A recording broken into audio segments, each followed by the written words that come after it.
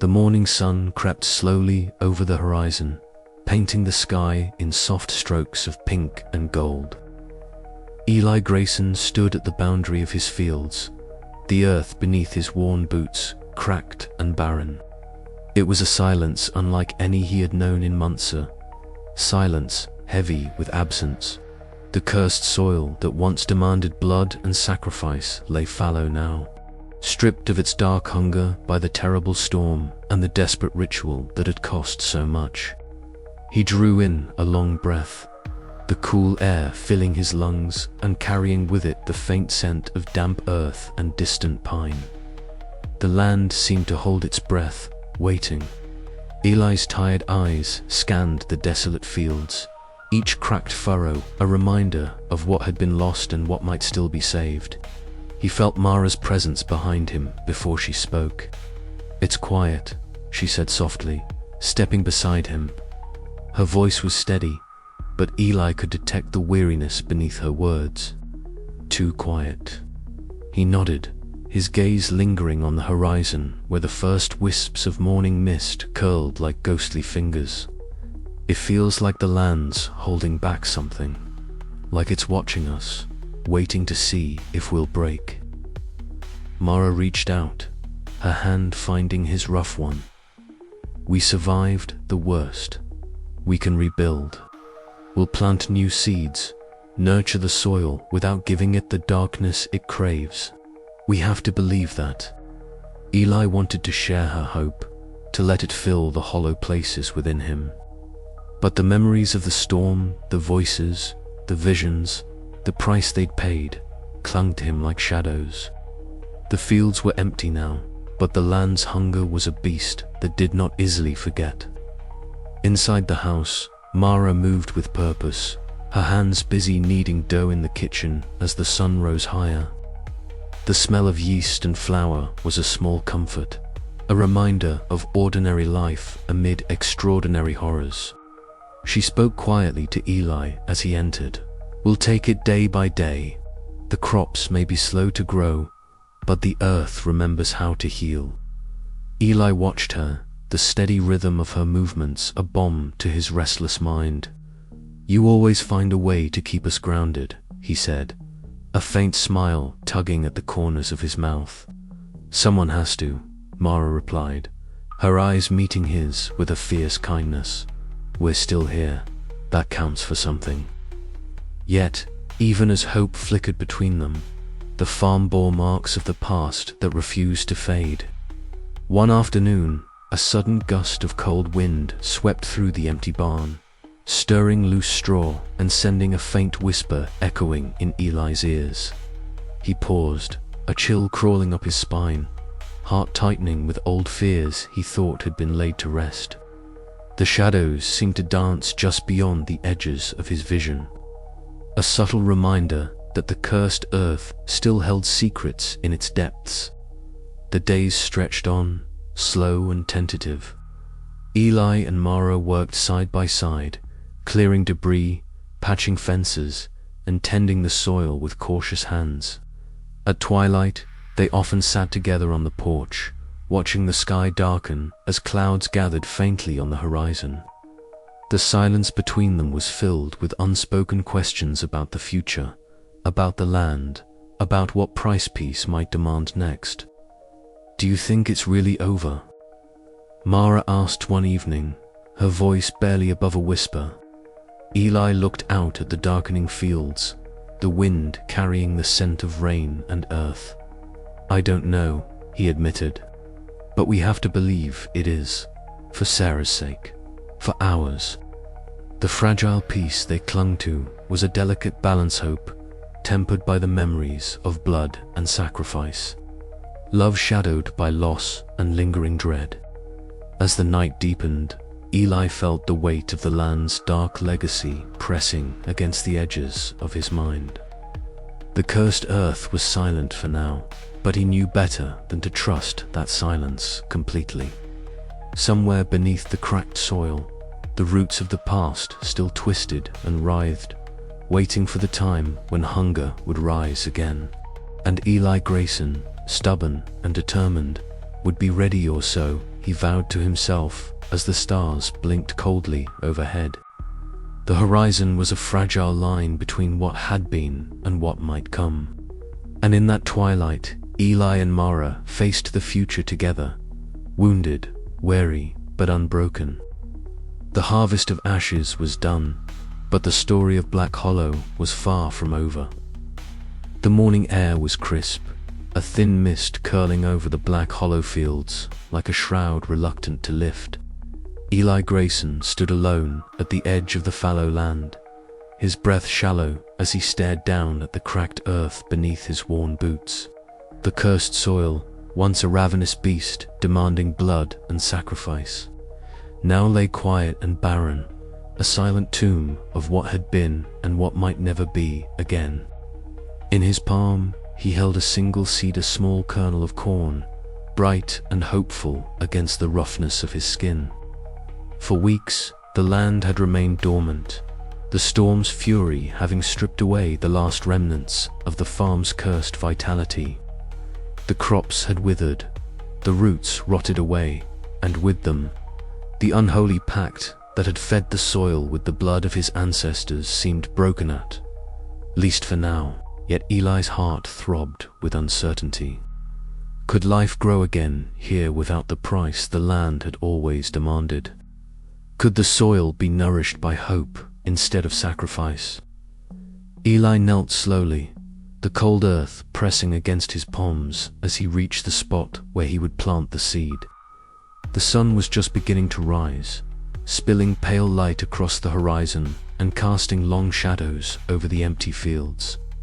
The wind whispered through the skeletal remains of last season's stalks, carrying faint echoes of voices Eli had come to dread, the murmurs of the cursed earth, half-remembered cries of those lost to its hunger. Eli Mara's voice was soft, tentative, breaking the heavy silence. She approached from behind, her footsteps muffled by the damp soil. Her sharp eyes, always so steady, now held a flicker of worry and cautious hope. She stopped beside him, placing a warm hand on his shoulder. "I don't know if this will work," Eli admitted, his voice rough with years of weariness. "If the land will even let this seed take root, or if it'll demand more." Mara squeezed his shoulder, offering silent support. "We have to try.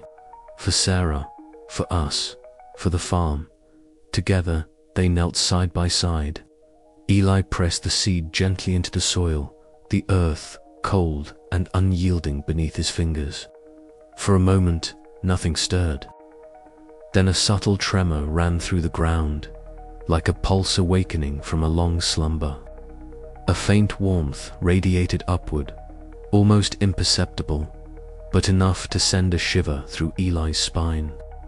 He withdrew his hand slowly, watching the soil settle around the seed. The field remained still, the mist swirling in lazy eddies. The sun rose higher, bathing the land in a soft light that seemed almost dreamlike watercolor tones, blending the edges of earth and sky. "Do you feel that?" Mara whispered, eyes fixed on the spot where the seed had been buried. Eli nodded, a fragile hope stirring in his chest. Maybe this is a new beginning. But beneath that hope lay an undercurrent of dread. The curse had been cruel and patient, woven into the very roots of the land and bloodlines. Breaking free from it would not come without cost. Eli's mind raced through the possibilities, the hunger of the soil, the spirits bound to the earth, the whispers that haunted his nights. Would they return? Would the land demand another sacrifice, more terrible than before? As the day wore on, Eli and Mara moved about the farm, tending to what little remained. Their actions were careful, deliberate, each step a prayer against the shadows that clung to the edges of their vision. The farm was silent, the usual creaks and groans of a working homestead replaced by an uneasy stillness. That evening, they sat on the porch, the sky above painted in soft hues of pink and purple, the air heavy with the scent of damp earth and fading light. Mara leaned against Eli, her presence a steady anchor in the swirling sea of his thoughts. "We've survived worse," she said quietly. "Whatever comes, we face it together." Eli looked out over the fields, the first star twinkling faintly in the twilight. The cursed earth was watching, waiting. But tonight, it was silent.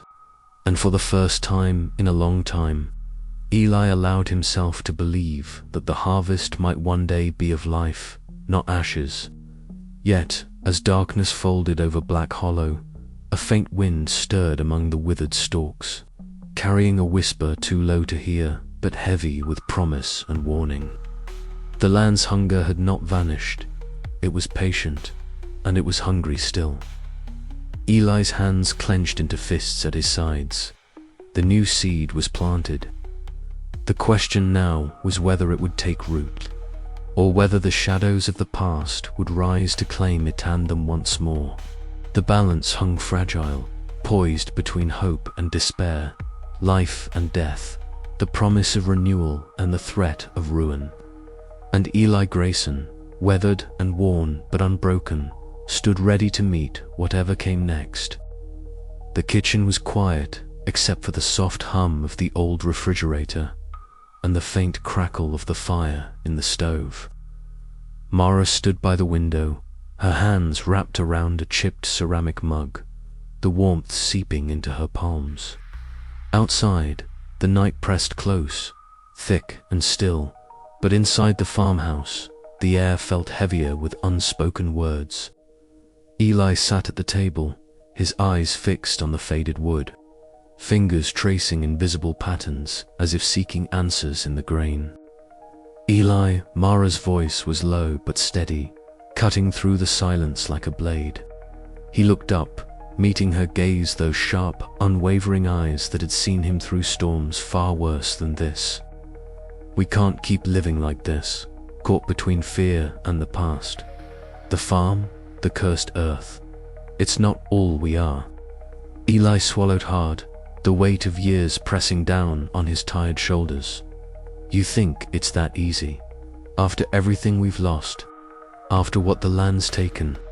She stepped closer, setting the mug down with a gentle clink. "No, it's not easy, but it's necessary. You're not alone, Eli. We're in this together, and I won't let you drown in despair." For a long moment, he said nothing, the battle raging silently within him. Then, slowly, he nodded, a flicker of something fragile stirring in his chest hope. The next morning dawned cold and grey, the fields outside still barren but no longer quite as foreboding. Mara insisted they take a walk, a break from the suffocating walls of the farmhouse. They moved side by side, boots crunching over the dry earth, the wind carrying the faint scent of ash and damp soil. The skeletal remains of last season's crops swayed weakly, shadows stretching across the ground like ghosts of the past. "I know it's hard," Mara said softly, her gaze fixed ahead, "but we have to believe there can be life here again. Not because the land demands it, but because we choose it." Eli glanced at her, the determination in her voice igniting a spark within him he thought had long since died. The silence between them was no longer oppressive, but filled with tentative understanding. Back inside, Mara pulled an old photograph from the mantelpiece, its edges worn and corners curled. She handed it to Eli, who studied the sepia-toned faces staring back at him, ancestors whose eyes held stories of sacrifice, pain, and resilience. "They survived," Mara murmured, "through storms, famine, and hardship. We owe it to the land, to Seritu, keep going."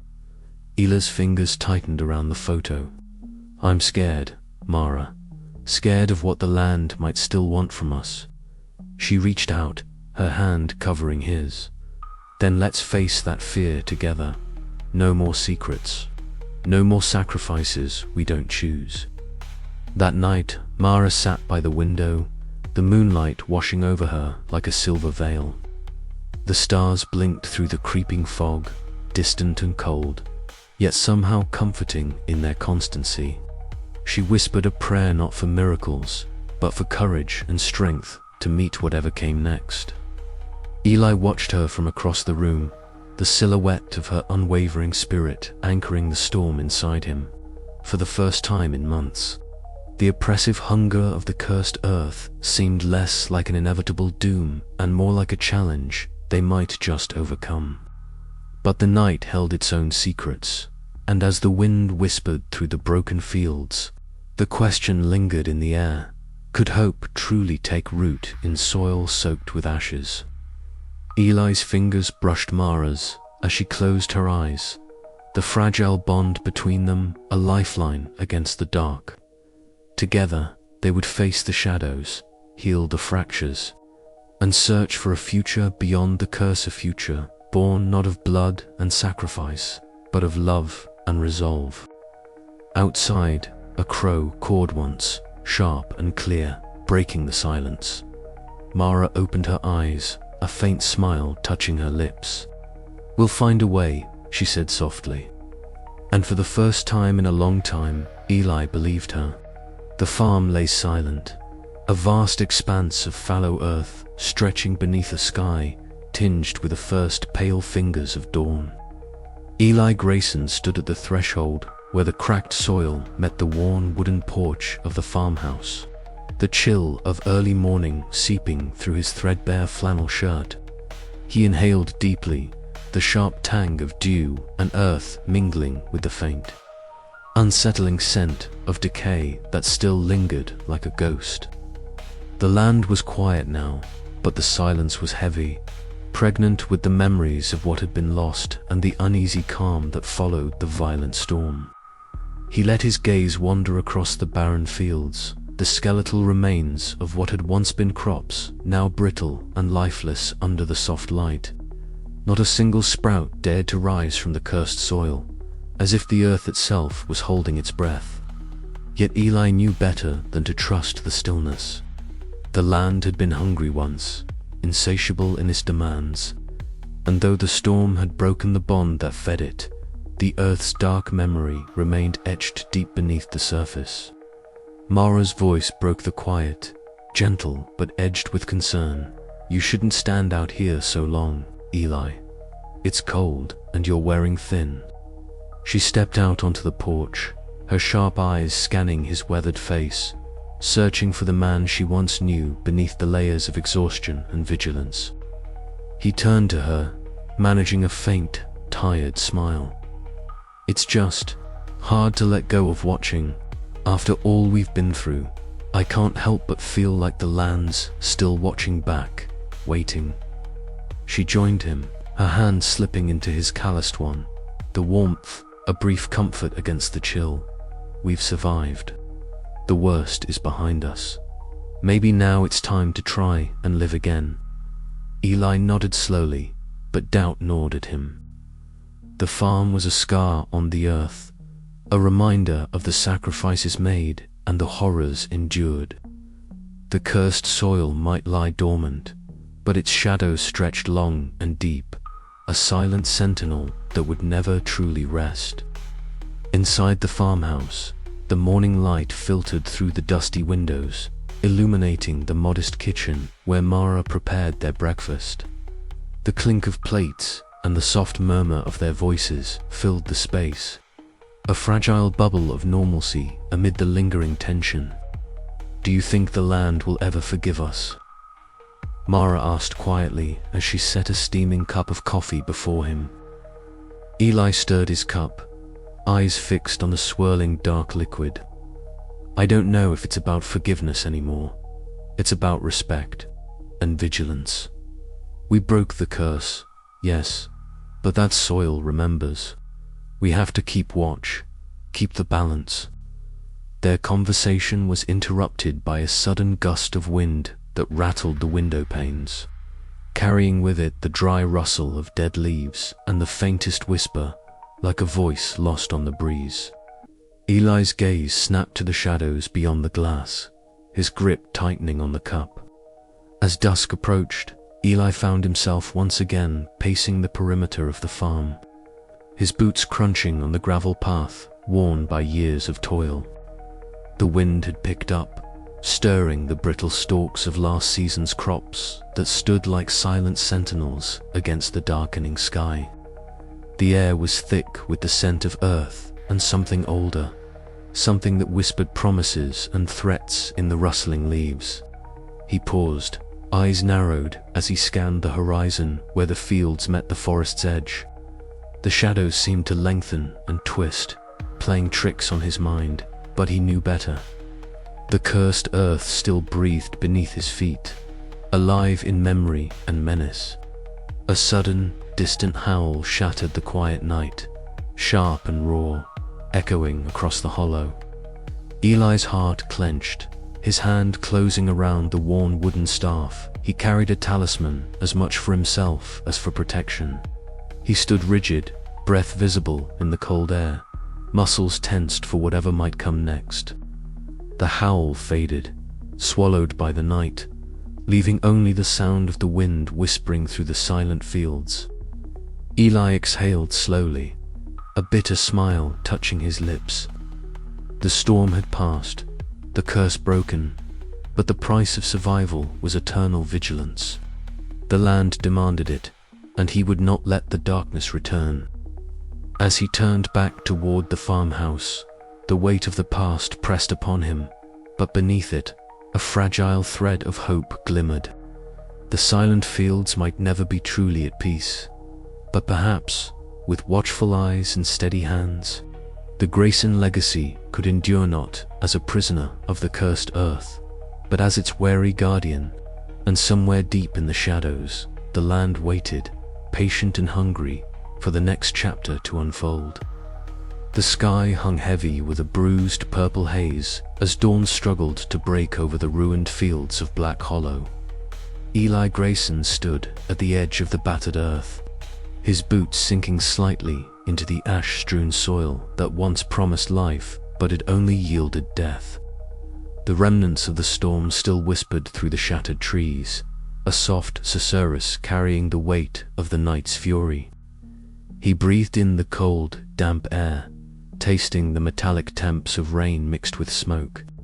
The land was silent now, a quiet so profound it pressed against his ears. Only the distant call of a lone crow echoed through the hollow, a mournful sound that seemed to mourn alongside him.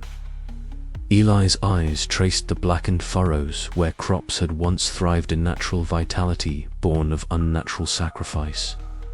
The cursed earth, once a source of stubborn hope, had demanded a toll he could no longer pay. His hands, calloused and worn, clenched at his sides, trembling not from cold but from the weight of what had been lost.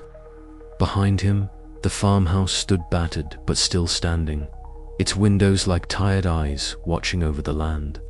Mara's voice called softly from inside her, fragile thread pulling him back from the abyss. He turned, his tired eyes meeting hers through the cracked doorway. She stepped forward, her strong features softened by exhaustion but resolute. "It's over," she said, voice steady but laced with the sorrow of unspoken sacrifice. "We're free." Eli nodded, swallowing the lump of grief lodged in his throat, but at what cost? Inside, the fire crackled weakly in the hearth, casting flickering shadows on the walls scarred by years of struggle. Mara moved to tend their wounds, both physical and unseen, wrapping a blanket around Eli's shoulders. They sat close, the silence between them heavy but necessary, a shared space where neither needed to speak the horrors that had unfolded. His mind drifted back to the moments that had led them here, the twisted roots writhing beneath the soil like dark veins. The blood spilled to feed a hunger older than memory, the faces of ancestors staring back at him through haunting visions. Those ghosts of the past, bound to the cursed earth by a pact of blood and desperation, now seemed almost to weep with him. Kneeling by the hearth, Eli pulled from his coat pocket the battered family journal, its pages soaked with the weight of secrets and sorrow. With hands trembling, he buried it deep into the hearth's ashes, as if to lay to rest the sins of generations. Outside, night descended, a velvet cloak stitched with stars. Eli walked the perimeter of the fields, the cold wind brushing against his skin like a whispered warning. The land lay dormant, silent but watchful, as if holding its breath, waiting for the next chapter to be written. He knew the fragile peace was but a truce, a pause in a story older than himself. The cursed earth's hunger might sleep, but it would never truly be sated. Eli paused, eyes fixed on the horizon where the first pale light of dawn began to bleed into the darkness. He clenched his fists, a silent vow echoing in his heart, a promise to guard this fragile balance, to protect the legacy not with blood, but with resilience and memory. The harvest of ashes was complete. What grew next would be born of hope, or nothing at all. And somewhere deep beneath the soil, the shadows waited. The following days were a blur of quiet rebuilding and reckoning. Mara and Eli moved through the wreckage of their lives with a slow, deliberate care, tending to wounds both visible and hidden. The farm lay fallow, the cursed soil now a silent grave of its terrible past. Neighbors avoided the Grayson homestead, their eyes filled with a mixture of fear and pity. The town's silence was a heavy cloak, but Eli found strength in Mara's steady presence, their bond forged anew in the crucible of loss. One evening, as the sun dipped low, casting long shadows across the empty fields, Mara took Eli's hand. "We'll find a way," she whispered, her voice a fragile ember of hope. Together, Eli looked down at their intertwined fingers, the rough texture grounding him. Together, he echoed, the word a lifeline against the darkness. But as night fell and the wind stirred, a faint rustle rose from the earth, a subtle reminder that the land's story was far from over. The cursed soil lay quiet, but never still, and in the distance, beyond the horizon, a new seed awaited its moment to awaken. Eli's journey had ended, but the legacy of Black Hollow remained a testament to the price of survival and the shadows cast by ancestral sins. As he stood once more on the threshold of the fields, the morning light kissed his weathered face, and for the first time in years, he allowed himself a tentative breath of hope. The harvest of ashes had scorched the past, but from its ashes, perhaps, something new might yet grow. The land waited, patient and watchful, as the fragile balance between life, death, and dark hunger held fast. And so the story lingered on, whispered in the wind, etched in the soil, carried in the hearts of those who dared to remember.